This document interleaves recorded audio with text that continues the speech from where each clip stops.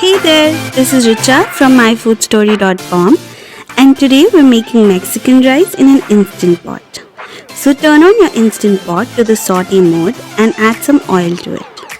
Once the oil becomes hot, add some garlic and chopped onions. Stir fry this mixture for a few minutes till the onions become soft and translucent and that raw taste of onion and garlic goes away. We'll add some raw rice to this and saute that for a few minutes again.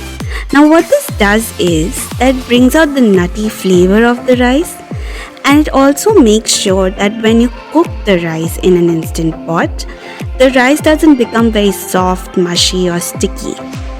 We're going to add some chipotle powder, cumin powder, corn, tomato puree, vegetable stock,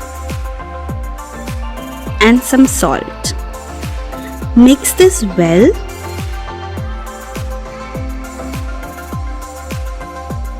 and then close the lid of the instant pot. Turn it off and then manually set the timer for 8 minutes of pressure.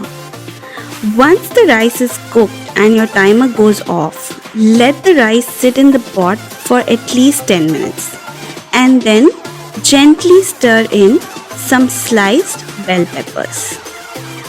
Why we're doing this is because we don't want the bell peppers to become mushy and overcooked. Once you've stirred the bell peppers in, put the lid on again and just let this steam for a few more minutes. And there it is. Our Mexican rice is ready. We love that this has corn and bell peppers because this makes it so hearty. Serve this as a side or as a filling for quesadillas. Me, I like to eat this Mexican rice with a lot of sour cream.